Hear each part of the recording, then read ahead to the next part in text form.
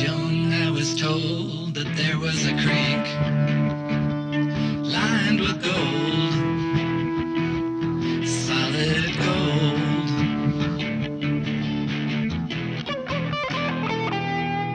Hey everyone, welcome back for episode 7. Wave goodbye to Marietta. She just dropped me off so I can continue exploring this pup on the east side of Deadwood Creek. I had mentioned previously that I had explored this with a 3-inch. This area looks quite different now with all the green. There's about a 20 to 25 foot deep pit right here that I climbed down into with a bucket, and I took some samples from different areas there, and I really didn't see much color at all. This little creek should have been a miner's dream. You see the bedrock here is just right on the surface. There's a lot of these natural riffles as I walked up this creek. Look at all the great material underneath this.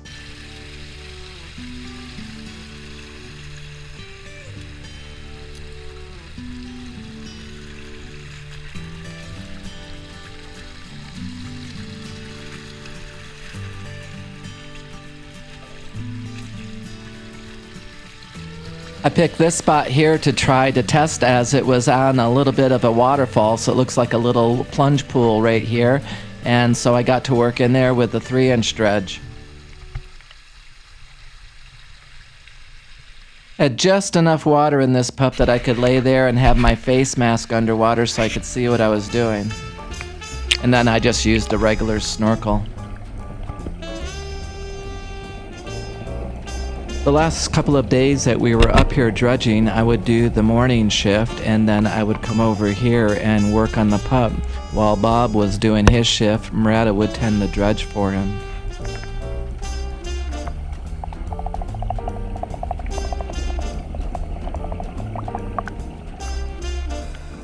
So like I said, disappointing. I thought this would be a great area that gold would get captured easily, but very little gold up here. So we've moved to dredge down to the GPAA claim. We're on the southern end of the GPAA claim.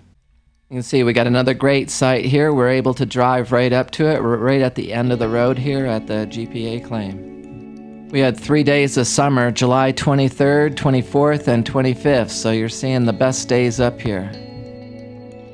So first shift of the morning here, we're getting set up. I'm going to head under the water and get some of this overburden taken off.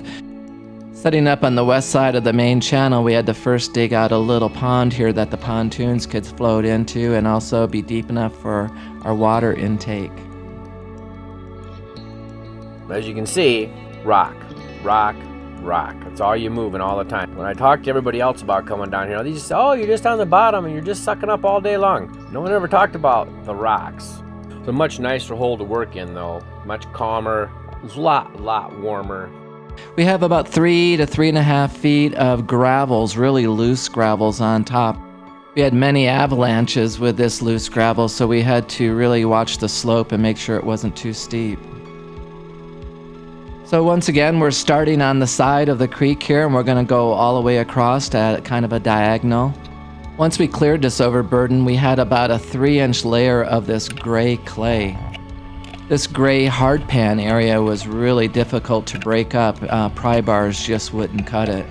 But this was really clay packed down in here. You just scraped and scraped and scraped instead of prying and digging like we did on the upper claim.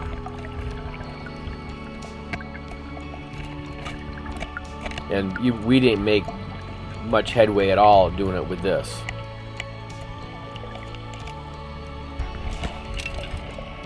The one thing I'll say about down here was my hands weren't cold, my feet weren't cold. It was just, it had to be 15 degrees warmer. Even the water was warmer. So it must have just got warm from the sun going down the 5 miles it was from where we were at before.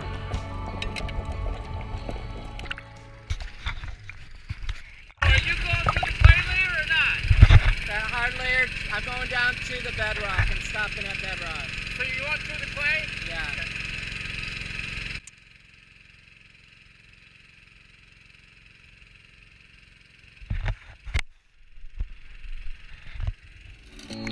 We use this plywood board here because, as I said, we're off of the main channel and we don't have a lot of current going through our pond.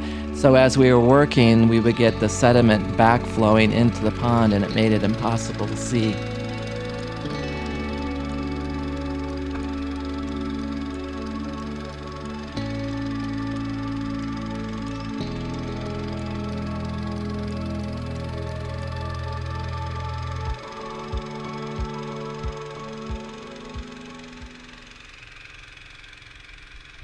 So the best way to break up this clay layer is to use this jet nozzle here. We have an 1.5-inch hose coming off of our pump, and it just blasts this material right away. It made short work of this. Bob would use that jet nozzle to blast all that clay around these big boulders and clear them so that he could roll them into the back of the hole. This little contraption is great. No more picking. No more digging. You just sit there and blow the dirt in the hole. Now this is dredging. This is the way I like it. This was much better. Blew it apart, sucked it up. Blew it apart, sucked it up. Still had to move rocks. There's no getting around that. And it broke up that clay really good. Did make it a little cloudy once in a while. You got hard to see down there, but just kind of kept pushing. You just pushed it right into the nozzle. See how nice that works on that clay and everything like that? And I think we can, if I remember, we continued to use this for the rest of the time we were up at this hole.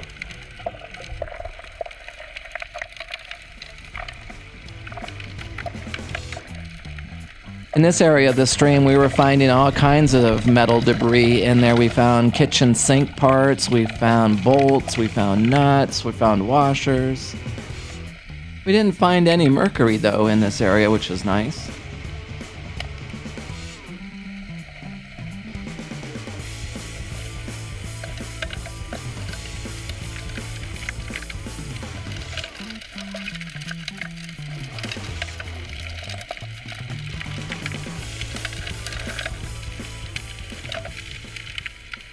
You see the plywood there. That just made it a lot easier to get all the gravels that were off, because they would fall right down and they would just build right up, and you just kept throwing them. So this way we got them away from the dredge a little bit, got some of the cloudiness out of that hole, because it would kind of backfill itself into the hole and cloud it up, because as you can tell, there's not a lot of current coming through here like there was on the upper claim, which kept the hole pretty clean. But this was really clay packed down in here.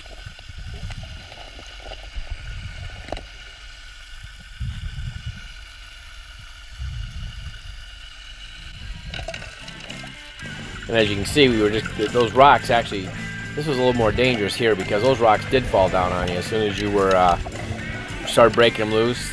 Weren't as packed as they were up on the upper claim.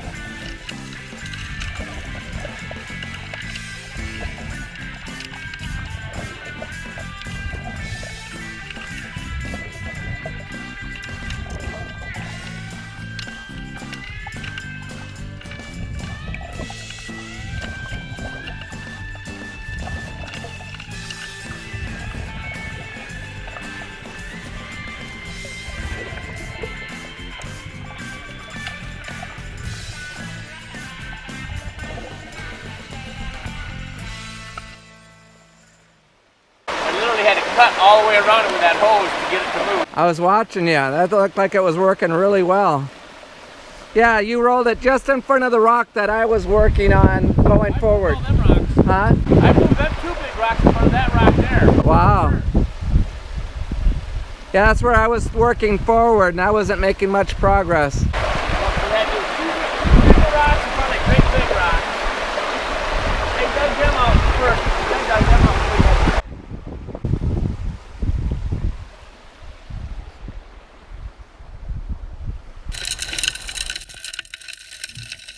So just like we did upstream, I do the first shift of the morning and I try to clear as much overburden as I can. I'll take it down to that hard clay layer and let Bob bust that apart with the jet nozzle.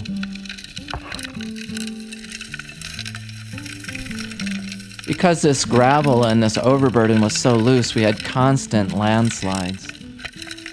So you had to be quick on the nozzle to be able to grab it before any rocks got up there that might cause a hose jam. This material is a lot easier to work than the material that we had upstream. We had more boulders in this area than upstream, though.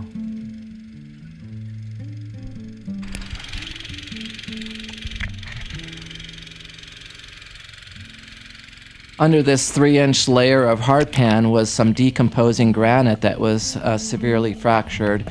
It was easy to break this up with a jet nozzle, but we weren't quite sure how much gold was in there, but we kind of figured if it's fractured and there's cracks that we can see, certainly gold must have gotten down in there as well. So we took that down another foot.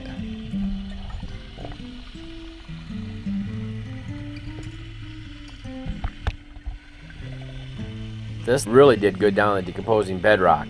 Actually, matter of fact, you could push through it and it would bury that nozzle right into it. And I don't care what anybody says. They said, oh, don't go to the decomposing bedrock. That's too far down. Best gold we found is when I buried that nozzle into the decomposing bedrock and found like a honey hole. I mean, I gotta stop listening to people. They say don't go through the clay either. I'm sorry, gold was in this clay.